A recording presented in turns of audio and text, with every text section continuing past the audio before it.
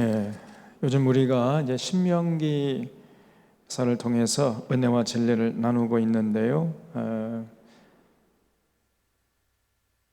신명기는 정말 중요합니다. 그래서 신명기의 내용을 알아야 그 다음에 그 이어지는 여호수아 이후부터 이제 이스라엘의 천년간의 역사를 기록한 역사서가 이해가 되고, 그 다음에 그 이스라엘 역사 속에 종종 등장해서 이스라엘 백성들에게 회개를 외쳤던 그 예언자들의 예언서가 이해가 됩니다. 이스라엘 백성들의 그 말라기까지의 역사가 한 1000년간의 역사인데, 그 1000년간의 역사가 하나님께 복받은 역사가 아니라 그저 그냥 허구한 날 하나님께 심판받고 하나님께 얻어 터지는 그런 역사였단 말이에요. 저주받은 역사였습니다. 그런 역사를 기록하고 있는 것이 구약 성경이에요. 근데 왜 그랬느냐? 왜 하나님이 택하신 그 사랑을 쏟아부은 이스라엘 백성들에게 왜 그렇게 자꾸 보기만 하면 화를 내고 복을 주기는커녕 저주를 퍼붓냐 말이에요. 도대체가 그 이유가 뭔가? 신명기를 알게 되면 왜 하나님이 그 사랑하는 이스라엘 백성들에게 분노하셨는지, 왜 이스라엘 백성들에게 저주하셨는지 그 이유를 알 수 있단 말이에요. 다시 말씀드리면, 이 신명기에서 이스라엘 백성들에게 하나님이 이스라엘 백성들의 개인의 행복과 사회의 평안과 국가의 부강을 위해서 여러 가지 정말 귀한 말씀들, 명령들을 해놓으셨거든요. 그리고 이스라엘 백성들 그 명령을 실천하며 살기로 약속을 했습니다. 이 언약이래, 말로 한 약속, 언약. 그래서 이걸 지켰어야 되는데 안 지켰던 거죠. 그래서 여러분, 신앙생활은 다른 게 아니라고 그랬죠. 예배드리고 돌아서 예배드리고 돌아서 예배드리고 기도하고, 그것이 신앙생활의 전부가 아니라 그거는 신앙생활의 기초요, 출발점이고, 결국은 그런 신앙, 종교적인 의식을 통해서 삶의 현장에 나가서 세상 사람과 좀 다르게 구별되게 살면서 하나님의 그 언약, 하나님과 약속한 그 명령을 지키는데, 거기에 신앙의 본질이 있는 겁니다. 이걸 잊지 마셔야 돼요. 이스라엘 백성들이 하나님과 언약을 체결했어요. 이렇게 살아라. 이 신명기 내용을 보면요, 내용이 굉장히 방대합니다. 그래서 개인의 어떤 대인간관계, 대사회관계, 그러죠? 그리고 사회가 어떻게 참 운영돼야 되는가, 국가가 어떤 방향으로 나가야 되는가, 국가의 지도자들은 과연 어떤 일을 행해야 되고 어떤 일은 해서는 안 되는가, 그 왕이 되면 과연 왕이 된 자는 어떤 일을 해야 되고, 재판장은 어떤 일을 해야 되고, 제사장은 어떤 일을 해야 되고, 그런 것들이 자세하게 말씀해 놨거든요. 그리고 그래서 정치, 경제, 사회, 그다음에 언론, 종교, 이 총 망라해 놨습니다. 이걸 지킬 때 이스라엘 백성들의 그 사회가 평안한 것이고 국력이 강해졌단 말이에요. 그래서 이거를 혼신의 힘을 다해서 이스라엘 백성들이 지켰어야 되는데, 왕이야, 왕도 안 지키고 제사장도 안 지키고 재판장도 안 지키고 상인들도 안 지키고 모든 국민들도 안 지키고, 그리고 바알을 섬기면서 바알의 가르침을 따라 살았단 말이죠. 그러니까 하나님이 이스라엘 백성들 보기만 하면 실망이 실망을 거듭하다가 걱정, 근심하다가 급기야는 분노하시고 저주를 퍼붓단 말이에요. 거기에 대한 기록이 구약 성경입니다, 여러분. 그래서 신명기, 또 더 거슬러 올라가면 레위기죠.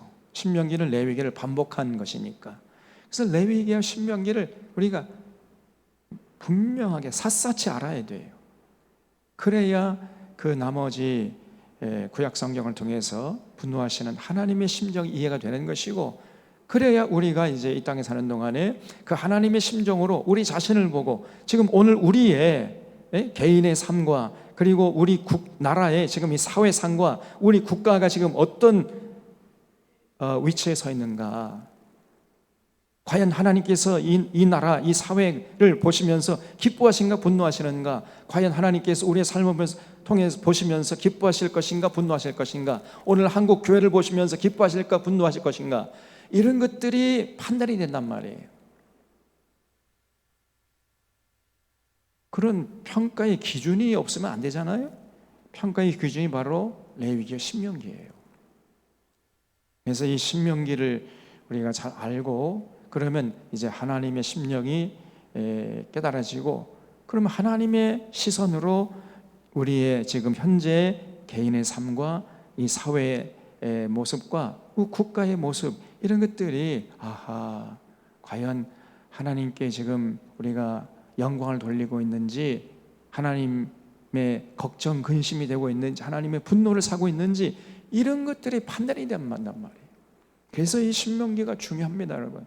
자, 그래서 우리가 지금 지난 시간까지 신명기 22장 12절까지 했죠.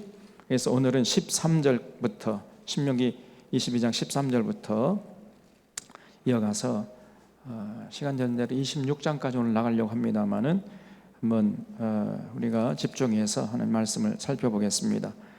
여기 13절부터 21절까지는 순결법이에요. 순결. 이제 남녀가 시집가고 장가 가가지고 가정을 이뤘는데 첫날 밤을 치렀는데 이 신랑이 말이죠, 그 다음날 아침에 이 보니까 처녀의 표가 없다고 이렇게 하면서 막 화를 낸단 말이에요. 그래서 그걸 사실 조회해 봐가지고 만약에 그 신랑의 말이 거짓말이라면은 매질을, 그 신랑에게 매질을 하라는 거예요. 그리고 은 100세겔을 벌금으로 내게 하라, 이렇게 말씀했어요. 그러나 그것이 이 신랑의 말이 사실일 때는 그 처녀를 돌로 쳐 죽이라 그랬습니다. 그 정도로 결혼의 순결, 성적인 타락을 경계하라는 거죠. 그리고 22절부터 29절까지는 이제 성적인 사건들이 일어났거든요. 여러분, 그 이스라엘 백성들이 200만 명이 큰 공동체를 이뤄가지고 40년 동안 이렇게 행진했잖아요. 200만 명이 우글우글 이렇게 살았으니까 남녀의 어떤 접촉, 이런 걸 통해서 이제 많은 성적인 사건들이 일어났단 말이죠. 거기에 대해서 이런 성적인 사건을 처리하는 법을 하나님이 자세하게 말씀했어요. 만약에 남자가 유부녀와 동침하면 그런 남녀는 둘 다 돌로 쳐 죽이라 그랬습니다. 또 성 안에서 동침한 경우와 성 밖에서 동침한 경우는 좀 경우가 달라요. 성 안에서 동침한 경우에는 남자 여자 둘 다 돌로 쳐 죽이라 그랬어요. 그리고 만약에 성 밖에서 아무도 없는 들판에서 동침한 경우는 남자만 죽이라 그랬어요. 왜 그럴까요? 그렇죠. 그거는 여성이 정할 수가 없잖아요.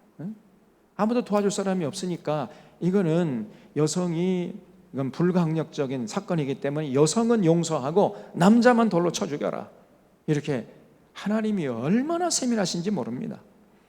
그리고 남자가 만약에 약혼하지 않은 처녀와 동침한 경우에는 그 처녀의 아버지에게 은 50세겔을 주고 아내로 삼으라는 거예요.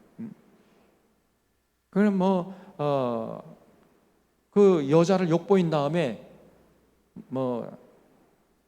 무책임하게 행동해서는 안 된다는 거예요. 욕정을 채운 다음에 다 그런 거지 그런 거 안 됩니다. 절대로 그럴 수가 없고, 처녀와 동침한 경우에는 그 처녀 아버지에게 50세겔을 주고 아내로 맞이해야 된다는 겁니다. 이렇게 아주 험하게 하나님이 이 성적인 타락에 대해서 경계를 하시는 모습을 볼 수 있어요. 22절부터 29절까지 내용이 쭉 나옵니다. 그 다음에 30절에는 아버지의 아내를 취하는 짓은 아버지를 욕되게 하는 악한 짓이라는 거예요. 근데 여기 30절 보면 사람이 그의 아버지의 아내를 취하여 아버지의 하체를 드러내지 말지어다 그랬죠. 네, 여기 이걸 바른 성경, 그러니까 다른 번역본으로 보면은요 이렇게 돼 있어요. 누구든지 자기 아버지의 아내를, 여기 앞에만 좀 꺼주실래요? 앞에만. 조금 좀 자세히 보이죠? 누구든지 자기 아버지의 아내를 취해서는 안 되며 자기 아버지를 욕되게 해서도 안 된다, 이렇게 되어 있습니다. 근데 이 아버지의 아내라고 할 때 이 아내가 히브리 말로 이샤예요. 이샤. 된 발음 해야 되면 이샤. 그런데 원래 이 이샤라는 단어의 뜻은 그냥 여인이에요. 여인. 이거를 우리는 이제 아내라고 했는데 아버지의 여인, 그러니까 뭐 아내라고 번역을 해도 그렇게 크게 틀린 내용은 아니겠습니다만은, 옛날에는요 일부 일처제가 아니었잖아요. 일부 다처제, 뭐 그렇기 때문에 아버지의 아내가 한 명이 아니라 뭐 2명, 3명도 될 수 있고, 솔로몬 같은 경우는 1000명이나 되잖아요. 근데 그 1000명에 대한 여인, 그 아내 전부 다 아내라고 하기 사실은 힘들잖아요. 정실이 있는가 하면은 첩이 있고 뭐 그랬지 않았습니까, 옛날에. 그래서 그 모든 아버지하고 관계된 여자들, 이런 뜻이에요. 이샤라는 뜻이. 그래서 아버지와 관계된 여자는 절대로 취해서는 안 된다는 겁니다. 어떻게 아들 돼가지고 자식들이 그 아버지의 여인을 취할 수 있냔 말이죠. 절대 그거는 아버지를 욕되게 한다는 거예요. 그런 짓 해서는 안 된다. 성경에서 아버지의 여인과 동침하는 행위는 아버지를 욕되게 하고 아버지의 권위와 지위를 빼앗으려는 가장 악한 행동임을 의미하고 있습니다. 그래서 야곱의 아들 루벤이 그런 적이 있죠. 그 자기 아버지 야곱의 첩이죠, 빌하와 동침했어요.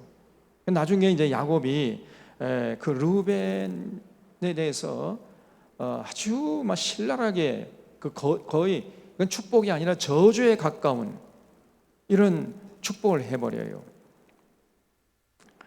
이 루벤이 사실은 야곱의 기력의 시작 아니었습니까? 장자였죠. 야곱의 장자. 이 야곱의 장자가 그 아버지의 자리를 노렸다는 거예요. 아버지의 자리. 그런 상징적인 사건이 아버지의 여인이었던 빌하와 동침을 해버린 거예요. 하나님은 분노하셨습니다, 여러분. 그리고 또 훗날 다윗의 셋째 아들 압살롬이 쿠데타를 일으켰잖아요. 그래가지고 이제 다윗이 도망치니까 백주대낮에 백성들이 보는 앞에서 다윗의 여인들, 그러니까 다윗의 이제 다윗 궁에 이제 다윗을 시중들은 그런 뭐 첩이나 비빈들 뭐 이런 여인들이 많아 있었을 거 아닙니까? 그 다윗의 여인들이었죠. 그런 다윗의 여인들을 백성들이 보는 앞에서 그냥 범했던 거예요. 이게 하나님의 큰 분노를 샀던 것입니다, 여러분.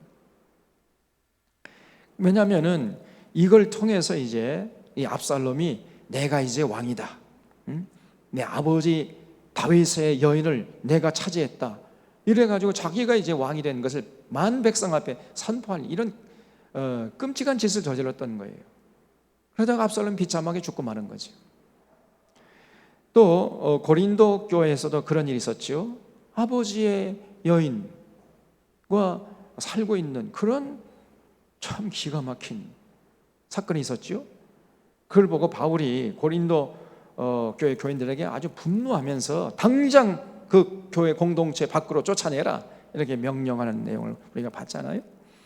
그래서 지금 신명기 22장에서는 전체적으로 이 성적인 타락에 대해서 하나님께서 엄하게 경계하고 있는 것을 볼 수 있습니다. 그다음에 이제 신명기 23장에서는요 조금 우리가 이해하기가 힘든 내용들이 나오는데, 여기 1절에 보면 고환이 상한 자나 음경이 잘린 자는 여호와의 총회에 들어오지 못하리라 그랬죠. 이 고환이 상한 자, 그러면 이제 아기를 낳을 수가 없지요. 음경이 잘린 자 그런 자는 여호와의 총회에 들어오지 못한다. 그러면 아니 참 하나님이 뭐 사람을 차별하느냐 말이에요. 아니, 불구자로 태어난 것도 서러운데 여호와의 총회, 여호와의 총이라는 것은 천국을 말하는 게 아니라 이제 그 하나님께 예배드리러 모인 그 백성들의 모임, 다시 말하면 교회 공동체 안에 들어오지 못한 그런 뜻이에요. 천국을 말하는 게 아닙니다.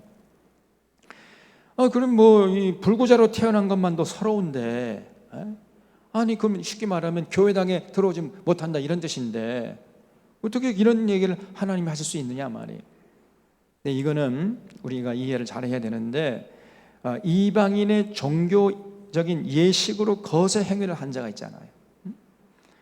이런 자들은 생육하고 번성하고 충만하는 하나님의 명령을 스스로 파괴한 자이기 때문에 하나님의 거룩한 백성의 모임에 참여할 수 없다는 거죠. 그래 더 나아가서 결국은 이제 소위 말하면 고자죠, 고자.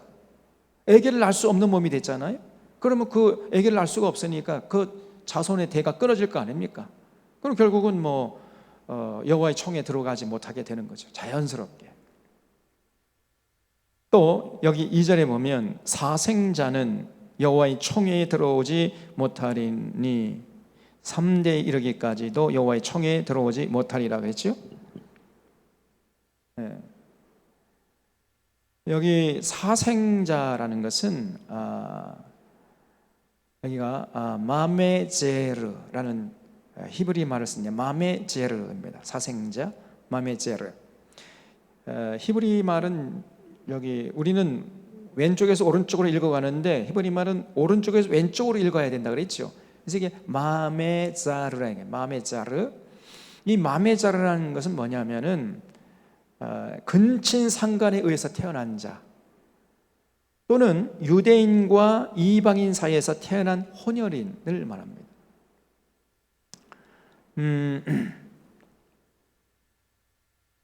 그래서 하나님께서 이 근친 상간을 경계하시는 모습을 볼 수 있어요.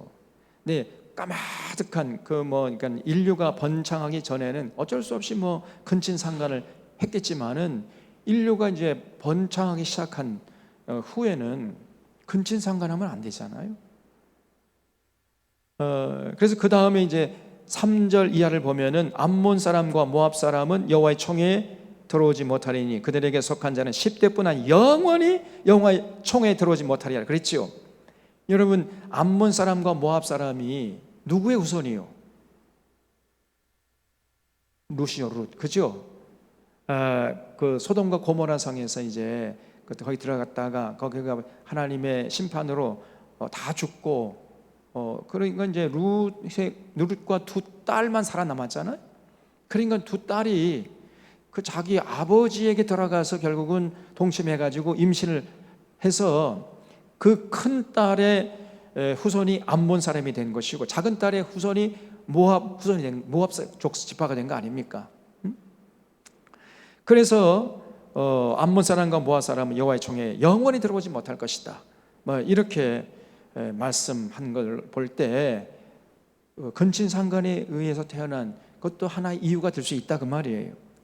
그리고 또 이 암몬 사람과 모압 사람이 영원히 여호와의 총회에 들어오지 못하라고 말씀하신 것은 더 직접적인 원인이 있는데, 왜냐하면 4절에 보면 그들은 너희가 애굽에서 나올 때 떡과 물로 너희를 길에서 영접하지 아니하고 메소포타미아 부돌 사람 부올의 아들 발람에게 뇌물을 주어 너희를 저주하게 했죠. 그런 적이 있었죠? 이걸 민수에서 봤잖아요. 그래서 막 파죽지세로 이스라엘 백성들이 북상하니까 모압 왕 발락이라는 사람이 거짓 선지자 발람을 초청해가지고 이스라엘 백성들을 저주케 하려고 했잖아요. 그때 하나님이 혼신의 힘을 다해서 이스라엘 백성들의 그 저주케 하려는 그 짓을 막았지 않습니까? 근데 발락이 이제 발람이 저주를 못하고 이제 물러가는 마당에 발락에게 꾀를 빌려줬죠. 미인계를 쓰면 된다. 꾀를 빌려줘 가지고 발락이 결국 미인계를 써서 이스라엘 백성들 그대로 했더니 뭐 여지없이 타락하지 않았습니까? 그런 사건이 있었어요. 그래서 결국은 그 암몬 사람과 모압 사람을 하나님께서 이렇게 저주하는 모습을 볼 수 있습니다. 그래서 여기 5절에 내 하나님 여호와께서 너를 사랑하심으로 내 하나님 여호와께서 발람의 말을 듣지 아니하시고 내 하나님 여호와께서 그 저주를 변하여 복이 되게 하셨나니 너의 평생에 그들의 평안함과 형통함을 영원히 구하지 말지니라 그랬어요. 그래서 여러분, 하나님의 백성을 유혹해 가지고 타락시키려는 행위는 하나님이 가장 분노하시는 행위예요. 죄도요, 질이 있습니다. 죄질. 가장 나쁜 죄질이 뭐냐? 하나님의 택한 백성을 어떻게 하는지 간에 유혹해 가지고 변제시키고 타락시키고 죽음의 늪으로 끌고 가는 거예요.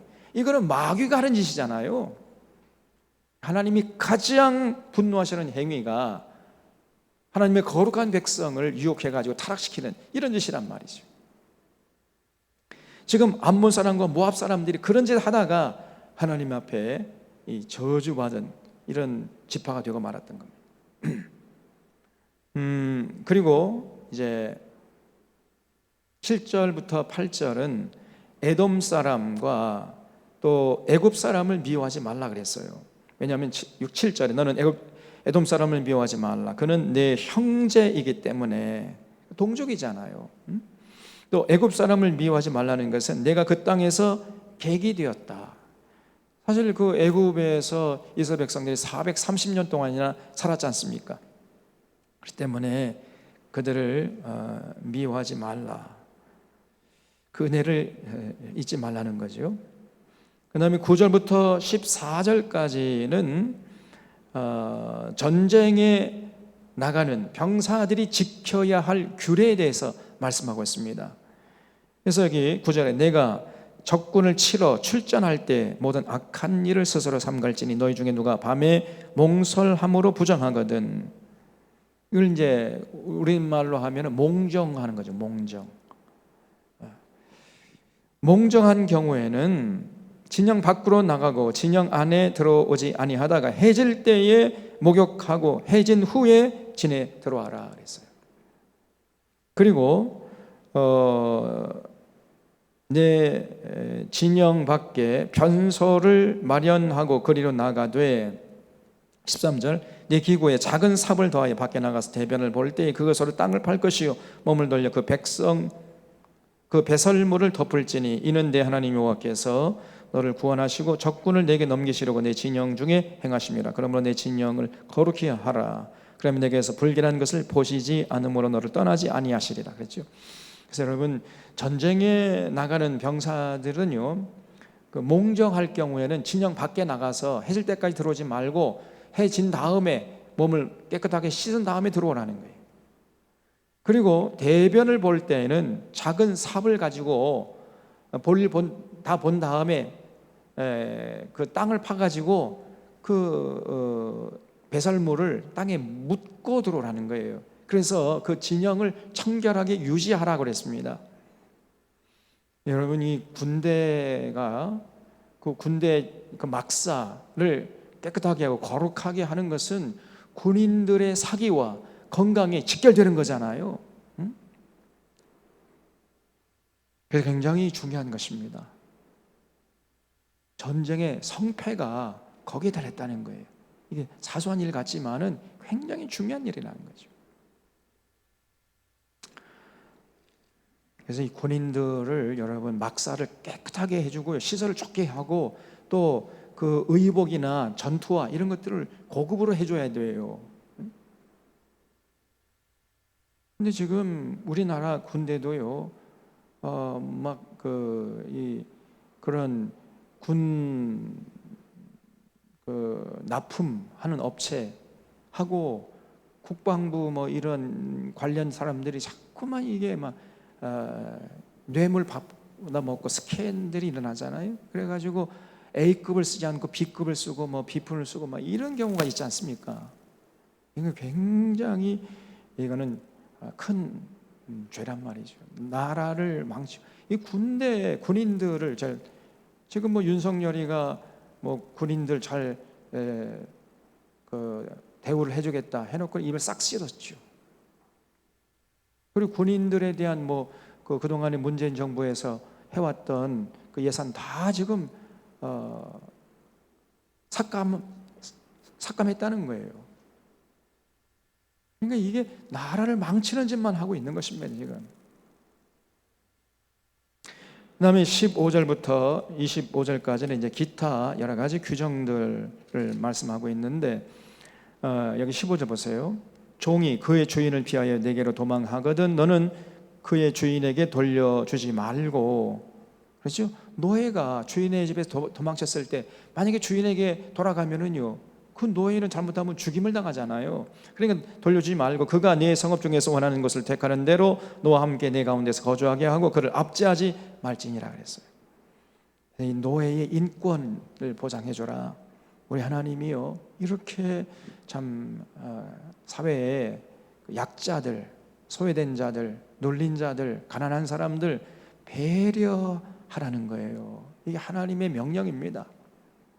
그래서 17절에 이스라엘 여자 중에 창기가 있지 못할 것이요 이스라엘 남자 중에 남창이 있지 못할지니, 창기가 번 돈과 개 같은 자의 소득은 어떤 소원 하는 일로든지 내 하나님 여호와의 전에 가져오지 말아라 그랬어요. 이 둘은 내 하나님 여호와께 가증한 것입니다. 그래서요, 헌금을 할 수 있는 사람이 있고 할 수 없는 사람이 있습니다. 아무나 헌금할 수 있는 게 아니에요. 개같이 벌어가지고 정성같이 쓴다? 천만의 말씀이에요. 개 같은 자의 소득은 어떤 헌금이라도 갖다 바치지 말라 그랬잖아요, 하나님이 지금. 부동산 투기하고 증권 투기하고 막 사기쳐가지고 번 돈 가지고 헌금하면은 그 하나님이 기뻐하시겠습니까? 하나님이 기뻐하시는 게 아니라 분노하신다는 분노. 몸 팔아가지고 그 번 돈 가지고 헌금한다. 이건 안 됩니다.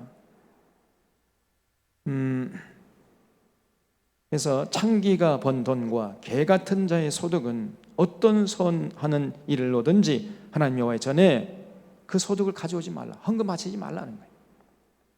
정직하게 땀 흘려 일한 그 소득의 일부를 구별해서 하나님께 드려야 그 기쁨으로 받는 것이지, 그냥 세상에 나가가지고 그냥 수단무한 가리지 않고 번 돈 가지고, 그리고 옛날엔, 요즘엔 그런 일이 별로 없지만은 사장님들이 자기 회사 직원들 일을 시켜놓고는요, 월급을 제때 안 주는 거예요. 월급을 떼먹어. 그리고 교회 와서는 또 이제 하나님 앞에 헌금을 해. 그러면 교회는 저 사장, 저 집사님, 저 장로님 믿음이 좋은 자다 하고 막 축복을 한 말이 또 이런 짓들을 했어요. 하나님이 기뻐하시는 것이 아니라 분노하신다는 거예요. 그 노동자들의 임금을 착취해가지고 하나님께 헌금하는 그 하나님 기뻐하시겠느냐 말이에요. 그 믿음이 좋은 것이 아니라 그건 아주 하나님께서 분노하시는 악행입니다. 그거. 그렇게 교회에서 가르치고 설교를 해야 되는데 그냥 무조건 헌금하면 그냥 가리지 않고 저 사람 믿음이 좋은 사람이다 하면서 하나님의 축복을 남발했다니까. 이게 오늘날 한국교회예요. 절대로 그런 짓 하면 안 됩니다. 하나님이 분노하시는 거예요.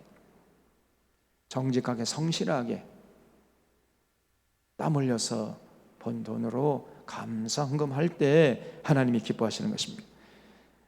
그 다음에 19절에 보면 내 형제에게 구워주거든 이자 받지 말라 그랬어요. 형제에게는 곧 돈의 이자, 식물의 이자, 이자를 낼 만한 모든 것의 이자를 받지 말아라.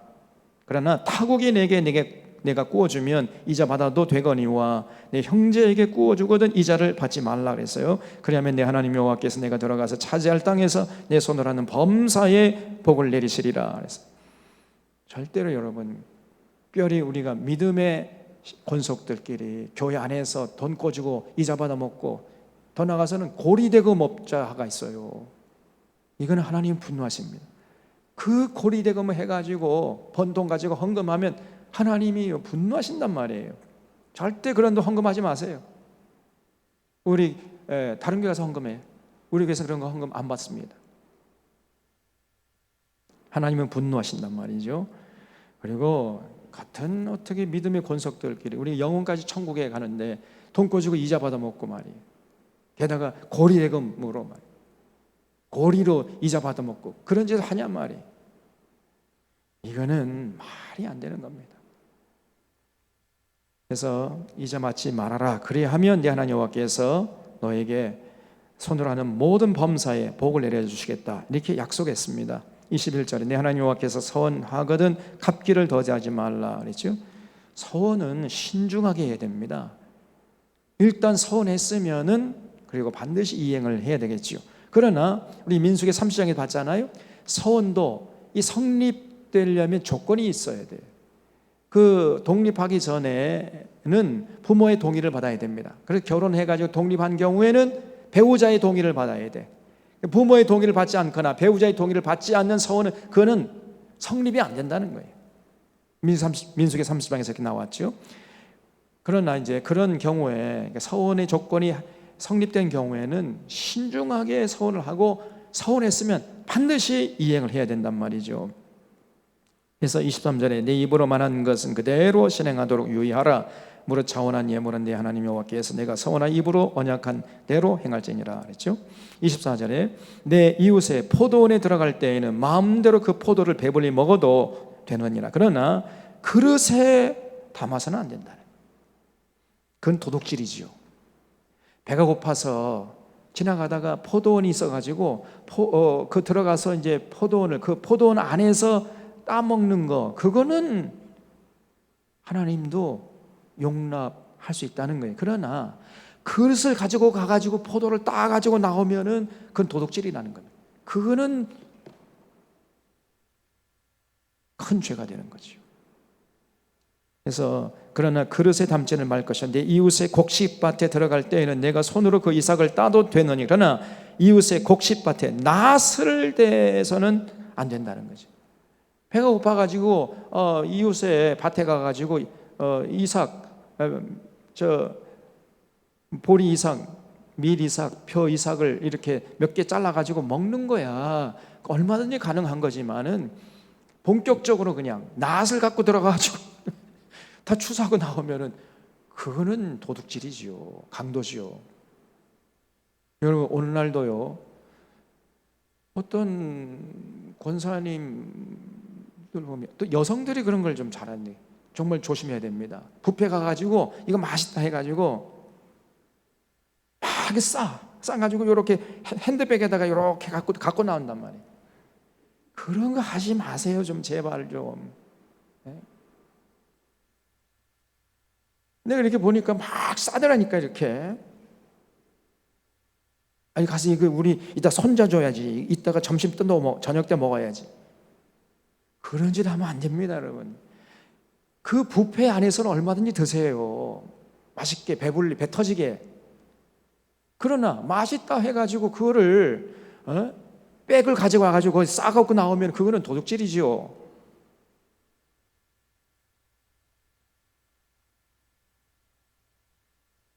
그래서 항상 여러분 이웃을 배려해야 됩니다. 내가 그런 짓을 하면은 그 민폐기시잖아요.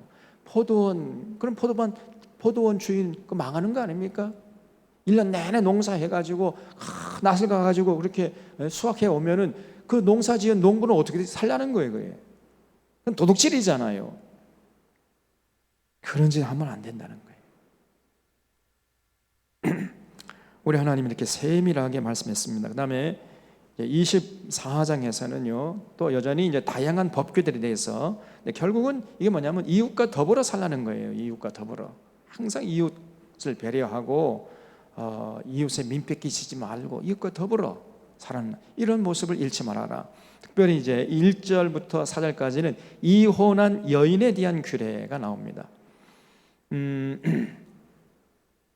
그래서 사람이 아내를 맞이하여 데려온 후에 그에게 수치되는 일이 있음을 발견하고 그를 기뻐하지 아니하면, 그렇죠, 거기 줄쳐주세요. 수치되는 일, 이게 중요해요. 그러면 이혼 증서를 써서 그의 손에 주고 그를 자기 집에서 내보낼 것이요 그 여자는 그의 집에서 나가서 다른 사람의 아내가 되려니와 둘째 남편도 그를 미워하여 이혼 증서를 써서 그의 손에 주고 그를 자기 집에서 내보냈거나 또는 그를 아내로 맞이한 둘째 남편이 죽었다 하자 그 여자는 이미 몸을 더럽혔은즉 그를 내보낸 전 남편이 그를 다시 아내로 맞이하지 말지니 이 일은 여호와 앞에 가증한 것이라. 너는 내 하나님 여호와께서 내게 기업으로 주시는 땅을 범죄하게 하지 말지니라 그랬죠. 그러니까 결혼한 후에 남편이 그 아내의 수치스러운 일, 이 수치스러운 일이 뭐냐면요, 성적인 타락은 아닙니다. 간음은 아니에요. 왜냐하면 간음한 여인은 때려 죽이라 그랬잖아요. 그러니까 때려 죽이지, 이혼 증서 써가지고 이혼하라는 거는 간음은 상관없는 겁니다. 그래서 수치스러운 일은 뭐냐면 이 결혼하고 보니까 아내가요 아주 자꾸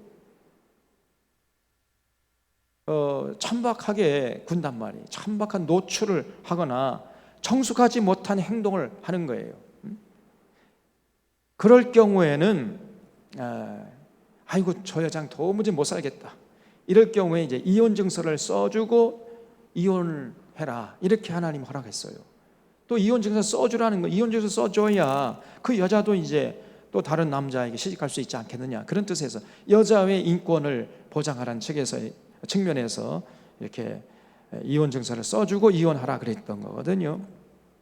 그래서 이혼당한 여자는 이제 다시 재혼할 수가 있었던 것이고, 이혼 증서가 있을 경우에 그래서 재혼해가지고 이제 그 남자하고 살다가 그 후부에게서도 버림을 받았거나 아니면 그 후부가 또 죽은 경우에, 후부가 죽은 경우에 그 여자는 이제 몸을 더럽힌 연고로 다시 그 원래 그 전 남편과는 결합할 수가 없다, 이렇게 하나님이 명령했어요. 그러니까 이제 두 번째 또 다른 남자에게서도 버림받았다는 것은 그만큼 그 여자의 행실이 좋지 못했다는 것을 반증하는 거잖아요. 그래서 그런 여자를 다시 또 데려오지는 말아라, 이렇게 명령한 거죠. 자, 이렇게 이제 하나님께서 명령했는데 이 신명기 24장의 말씀을 읽으면서 예수님 당시의 유대 남자들이 어떻게 이 하나님의 명령을 왜곡했는가 하면요, 이 규정을 악용해가지고 결혼해가지고 남자가 조금 살다가 좀 실증이 나잖아요. 그러면은 이혼을 해버린 거예요. 봐라, 신명기 24장 1절부터 4절까지 남자는 이혼 증서만 써주면 이혼할 수 있다고 하지 않았느냐. 그래가지고 쉽게 이혼을 하려고 했단 말이에요. 심하게 말하면은 이혼할 수 있으니까 결혼을 하려고 했던 것입니다. 아니, 이혼할 수 있으니까 결혼하는 것이지, 이혼도 못하는데 내가 미쳤다고 결혼을 해? 이런 분위기였던 거예요, 예수님 당시에 이 유대 남자들이. 지금 하나님께서 24장 이 말씀은 어쩔 수 없는 경우에, 원래는 남자와 여자가 결혼하면은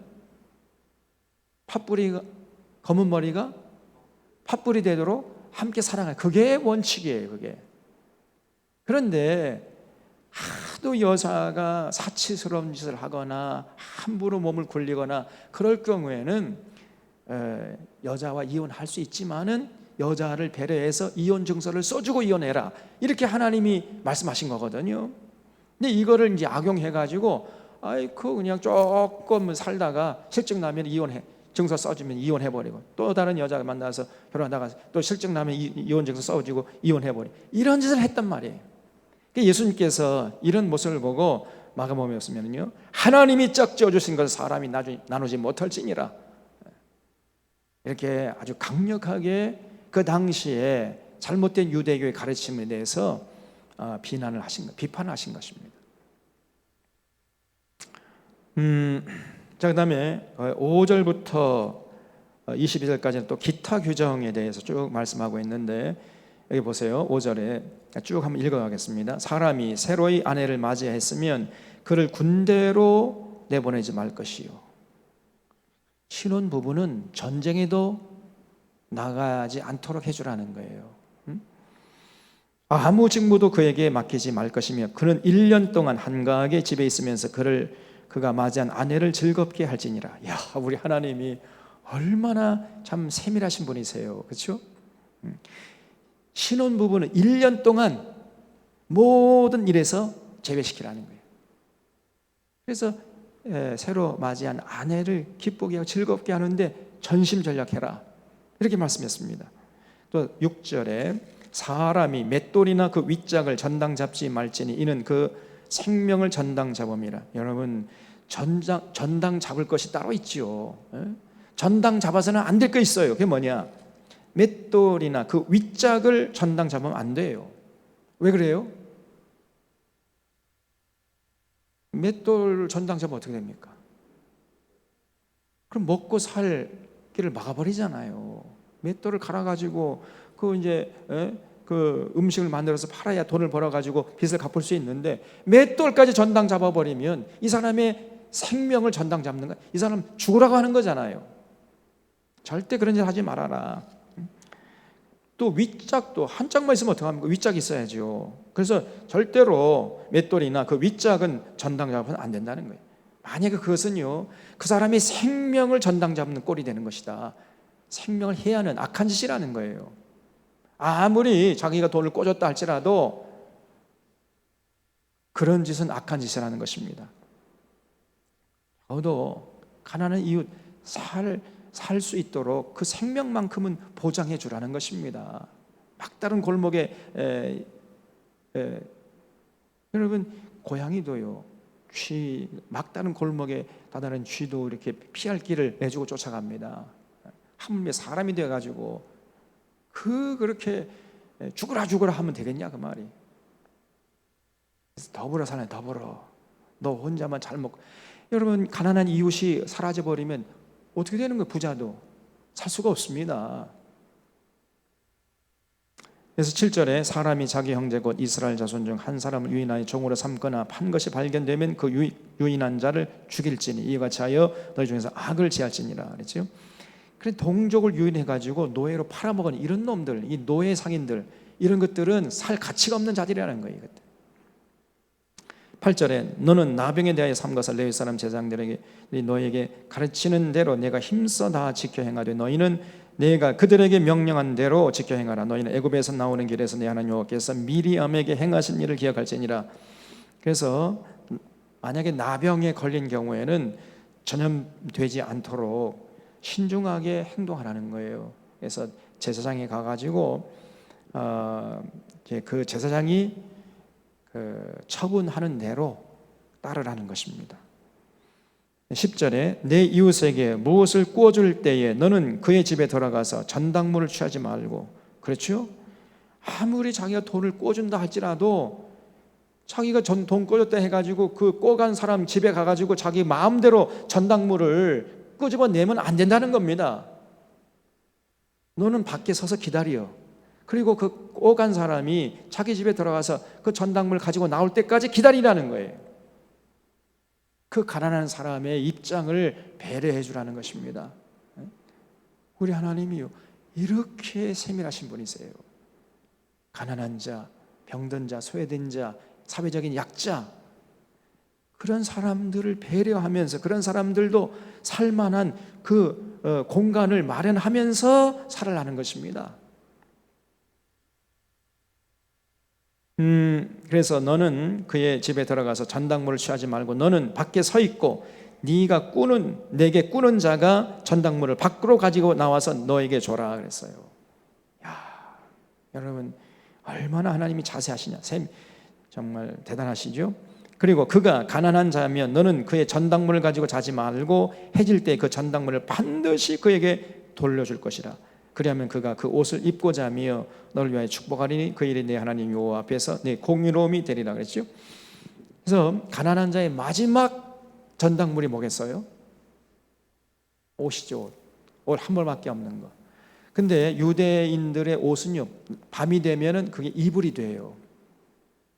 낮에는 햇빛을 가려주는 가리개 역할을 하지만 밤이 되면 추위를 막아주는 이불이 된단 말이에요. 그래서 낮에 전당물을 잡은 옷은 해가 지기 전에 반드시 돌려줘야 돼요. 왜? 그렇지 않으면 얼어 죽으니까요. 예? 이스라엘 나라는요, 그 영하로는 내려가지 않지만은 해가 지면은 아무리 거기 사막 지방이라 할지라도 영상 10도 밑으로 떨어집니다. 영상 10도 밑으로 떨어지면요 굉장히 춥습니다. 그냥 발가벗은 몸으로 자다가는 얼어 죽어요. 그래서 반드시 해 지기 전에는 그 전당 잡은 옷을 돌려주라 그랬어요. 그래야 가난한 이웃이 생명을 유지할 수 있을 거 아니냐.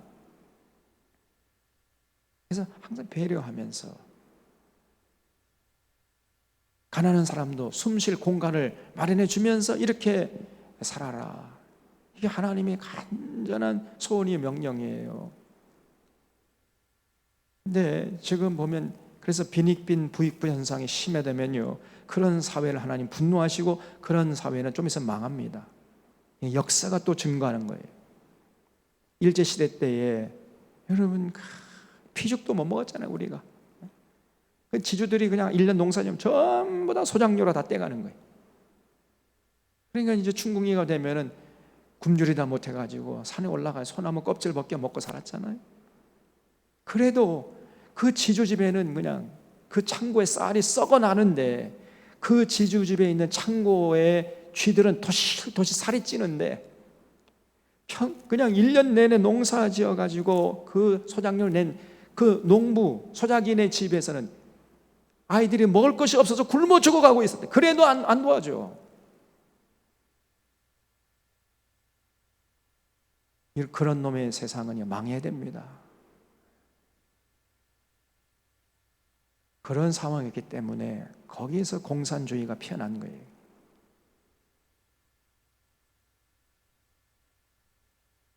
그래서 절대 빈익빈 부익부 현상이 심화되면 안 되는데 오늘날 우리 한국 사회가 세계에서 가장 빠른 속도로 빈익빈 부익부 현상이 심화되는 나라가 되었단 말이에요.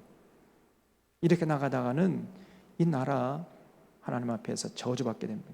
망하는 거예요. 그럼 교회가 이런 관심을 갖고 여기 목소리를 높여야 되는데 오히려 교회가 기득권자의 편에 서가지고 오히려 더 상황을 악화시키는 이런 짓을 하고 있단 말입니다. 지금 한국교회가. 특별히 대형교회 목사들이 이번에 보니까 대형교회 목사들이 또 모여가지고 윤석열이 위한 기도회를 해주고 있더라고. 무슨 이태원 참사 희생자들 무슨 위로 예배 한다고 하는데 결국은 윤석열이 이제 얼굴을 세워주는 그런 짓을 하고 있어. 이 대형교회 목사들이 모여가지고 이것들이 제가 볼 때 이것들 다 거기 모인 것들 바알 선지자들이 거기 보니까 사랑인교회 그 누구예요? 오정연이 하고 저 명성교회 은퇴한 그 김사만이 우리 통합 측에 무슨 총회장 모이고 다 모였더라고. 그것들이 전부 바알 선지자들입니다. 신랄하게 꾸짖었어야지. 내 이놈 여기가 어디라고 기어 들어오느냐 말이에요. 철저하게 회개하고 대통령 제대로 하려면 하고 그렇지 않으면 내려와라. 이렇게 얘기를 해야 되는데 오히려 아이고 대통령 각하 이러고 그들의 후원자 노릇을 하고 있어요. 권력의 주구 노릇을 하고 있습니다. 이것들이 하나님 무서운 줄 모르고.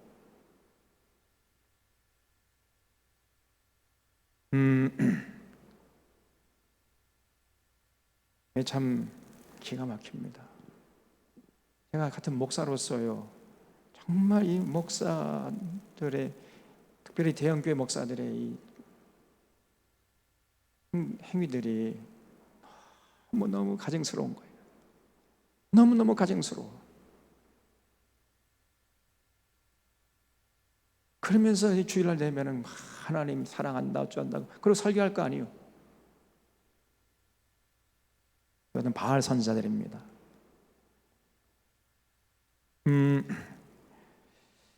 그리고 14절에 공공하고 빈한한 품꾼은 너희 형제든지 내 땅 성문 안에 우가는 객이든지 그를 학대하지 말아라 그랬어요. 예? 가난한 노동자들 그런 사람 학대하면 안 된다는 겁니다, 여러분. 그 품삯을 당일에 줘라. 일 시켰으면은 노동자 품삯을 제때 제값을 주라는 겁니다. 그 품삯을 당일에 주고 해진 후까지 미루지 말라. 이는 그가 가난함으로 그 품삯을 간절히 바람이라. 그가 너를 여호와께 호소하지 않게 하라. 그렇지 않으면 그것이 내게 죄가 될 것임이라 그랬어요. 그래서 일을 시켰으면 거기에 상응하는 정당한 대가를 지불해야 돼요.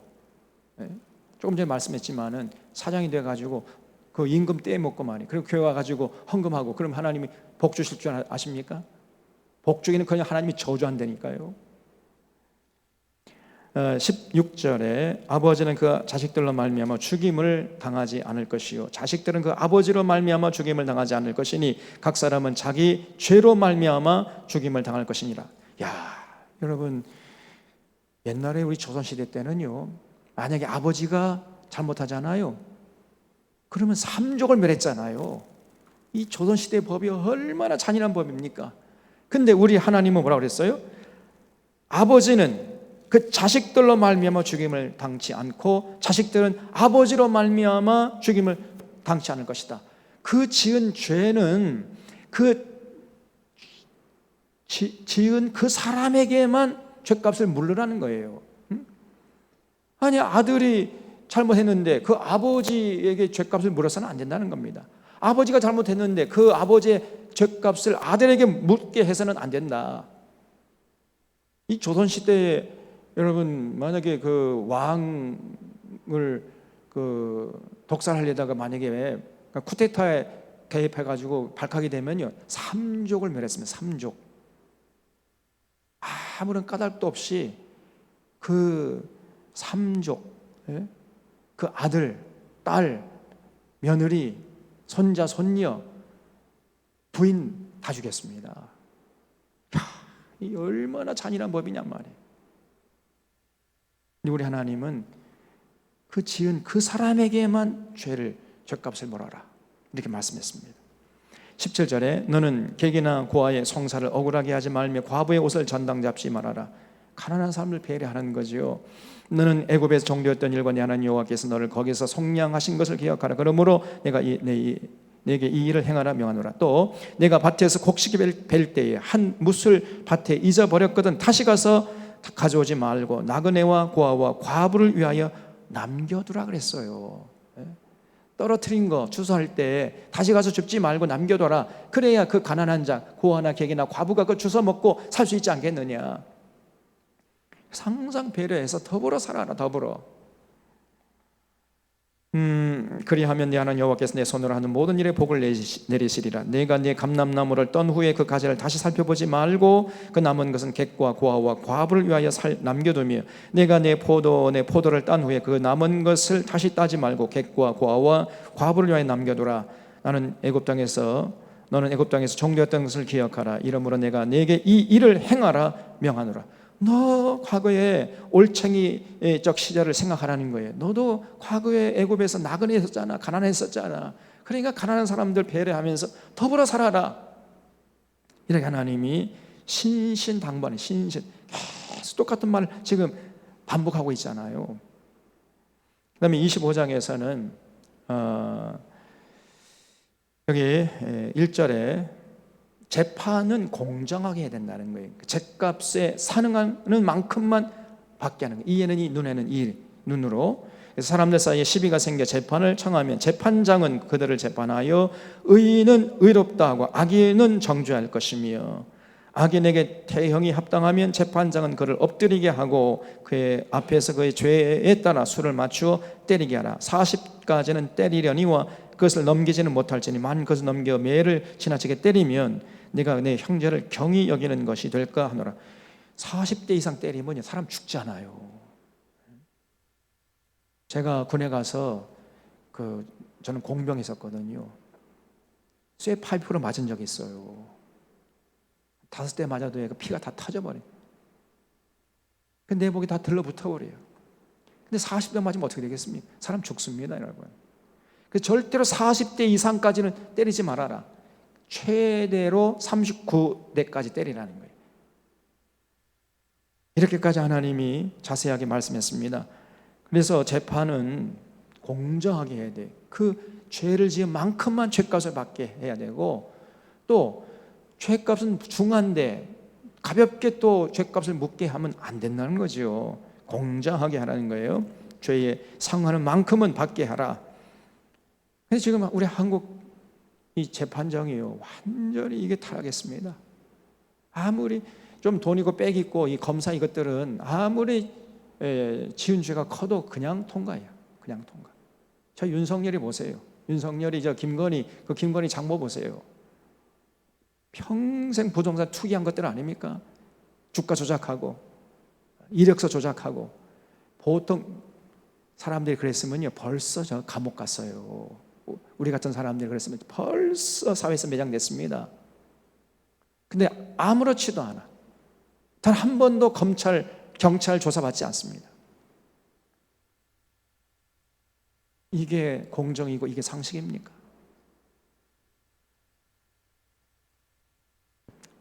이러면은 이 재판이 공정하지 않으면 누가 그 재판에 순종하겠어요? 그러면 이 나라 유지할 수 없습니다. 나라 무너지는 거예요. 그래서 반드시 재판을 공정하게 해야 됩니다. 제가 그래서 윤석열 정부를 미워하는 거예요. 제가 괜히 사심이 있어서 그런 게 아닙니다. 하나님의 말씀대로 말씀에 입각해서 살펴볼 때 너무너무나 지금 악한 짓을 하고 있잖아요. 근데 우리 믿는 사람들 가만 얘기 들어보면, 아이고 뭐 대통령이 됐으니까 뭐 이제 잘하도록 해야지, 왜 자꾸 막 그런. 제가 볼 때 그런 사람들은요 성경에 대해서 아무것도 모르는 사람이에요. 신앙생활 허탄한 사람들입니다. 분노할 줄 알아야 돼요. 분노. 그 다음에 여기 25장 5절부터 보면은 이제 수혼법에 대해서 나와요. 수혼법. 만약에 형제들이 이제 많이 있는 가정에서 어떤 큰 형이 장가 가가지고 살다가 아기를 낳지 못하고 죽잖아요. 그런 경우에는 이제 둘째 동생이 형수를 취해가지고 결혼해서 이제 아기를 낳아서 자기 가문에 입적시키는 것이 아니라 형님의 가문에 입적시키라는 거예요. 그래서 대가 끊어지지 않도록 해라. 이게 수혼법이라는 겁니다. 오늘 우리가 보면 참 이상하지만은 하나님께서 그렇게 해서 이 이스라엘의 그 장자의 대를 끊어지지 않도록 하라고 명령했어요.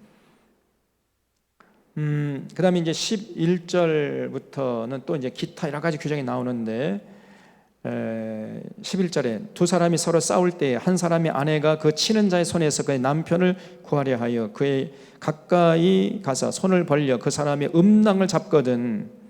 그 남편이 어느 남자랑 싸우는데, 아니 그 남편이 싸운다 해가지고 아내도 같이 들러붙어가지고 같이 싸운다, 그러면 안 된다는 거예요.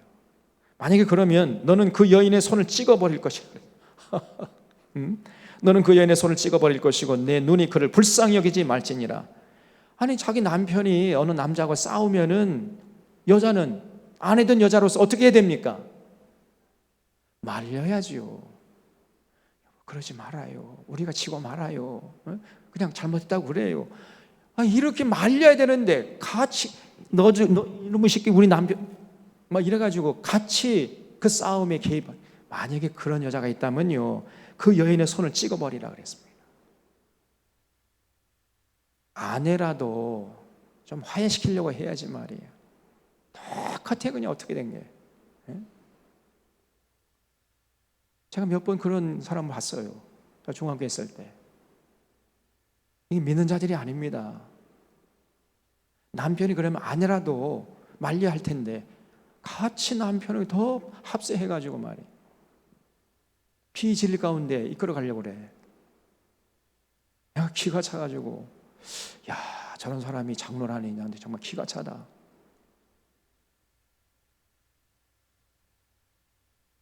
이 장로 권사라 이것들이. 그 여인의 손을 찍어버리라 그랬습니다. 정말 못 말려요. 그 다음에 13절에 보면 너는 내 주머니에 두 종류의 저울추 곧 큰 것과 작은 것을 넣지 말 것이며, 그렇죠?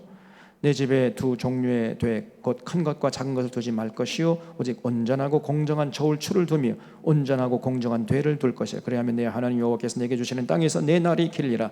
이런 일들을 행하는 모든 자, 악을 행하는 모든 자는 내 하나님 여호와께 가증하니라 그랬죠. 그래서 여러분, 장사할 때 거짓 저울, 거짓 추를 사용해 부당이득 취득하면 안 된다는 것입니다. 정직하게 성실하게 땀 흘려 장사해야지, 사람 눈 속에 가가지고 거짓 저울, 거짓 추를 써가지고 부당이득 취득하고, 이런 짓은요 하나님께서 분노하시는 짓이란 말이죠. 17절에 너희는 애굽에서 나오는 길에 이 아말렉 사람들이 출애굽할 때 이스라엘 백성들 뒤에서 공격했지요. 그걸 잊지 말고 그 아말렉 사람들 하나님께서 뭐라고 명령했냐면요, 그래서 그들이 너를 길에서 만나 내가 변할 때 네 뒤에서 약한 자를 쳤고 하나님 돌아가지 아니하였느니라. 그러므로 내 하나님 여호와께서 내게 기업으로 주어 차지하게 하시는 땅에서 내 하나님 여호와께서 사방에 있는 내 모든 적군으로부터 내게 안식을 주실 때 너는 천하에서 아말렉에 대한 기억을 치워버리라. 다시 말하면 아말렉 사람들 이 역사의 무대에서 사라지게 만들라는 거예요. 하나님 무섭죠.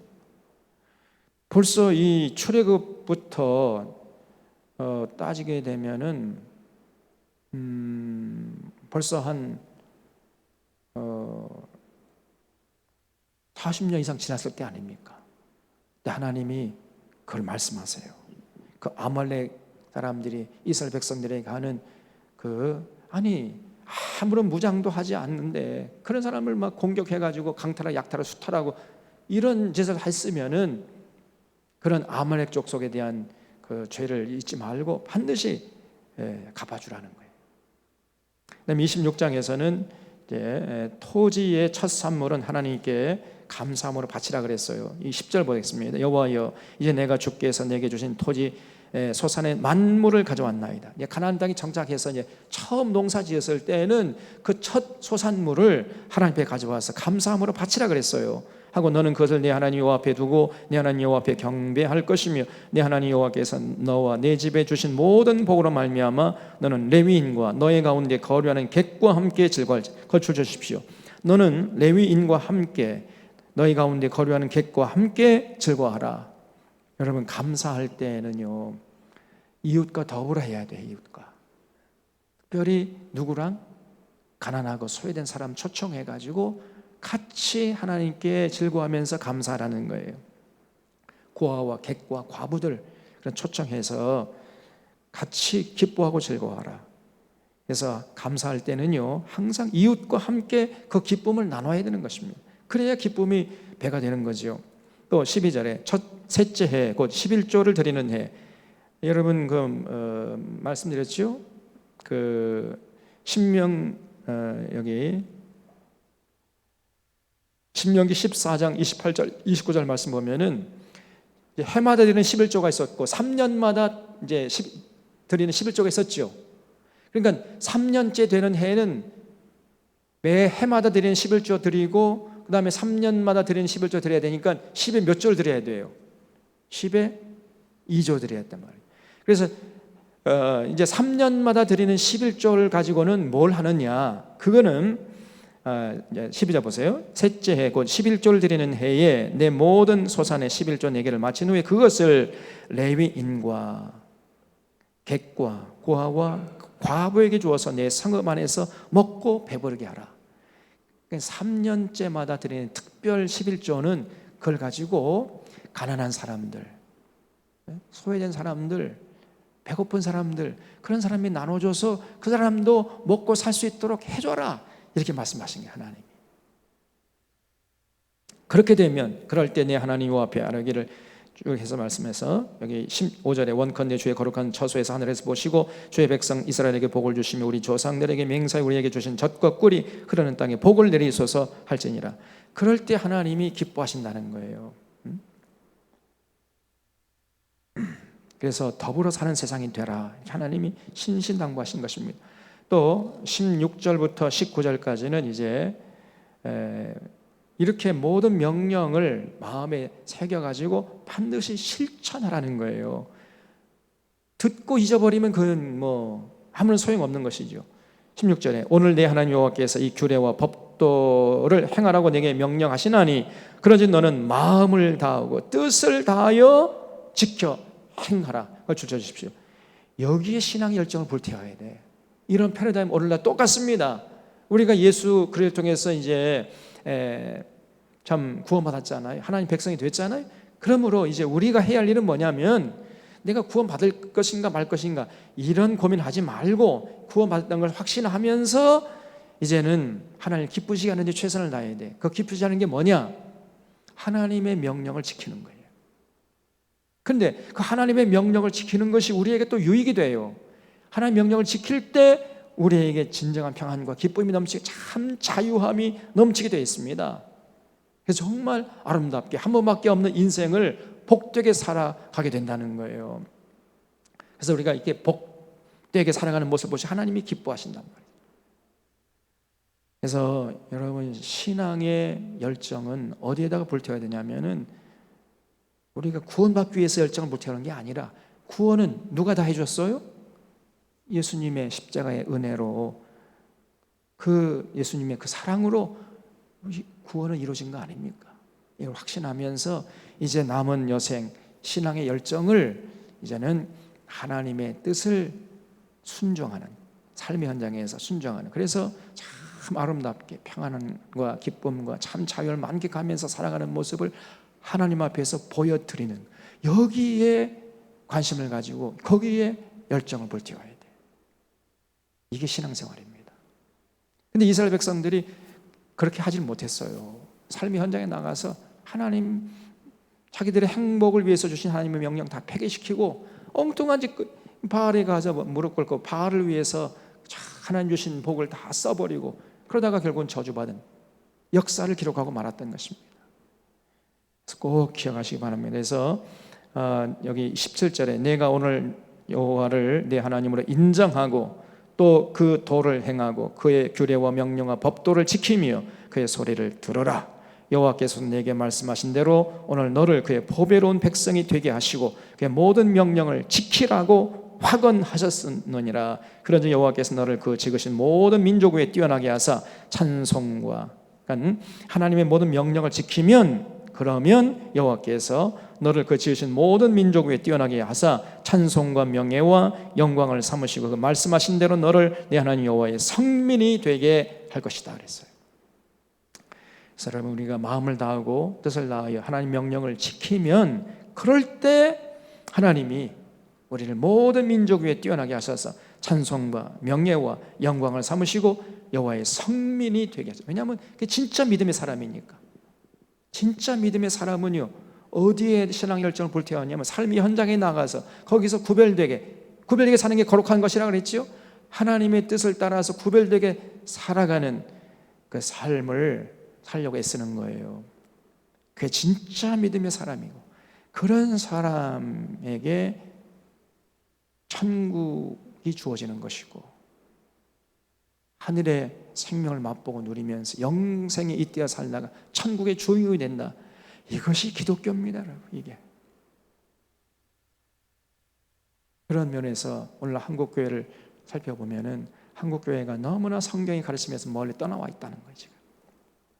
그걸 여러분 딱 볼 수 있어야 돼요. 그래서 우리 사랑하는 샤론의 교우들은 정말 마음을 다하고 뜻을 다하여 하나님의 명령을 지키는데 거기에 신앙의 열정을 불태워 주시기를 주님의 이름으로 부탁드립니다. 제가 했습니다.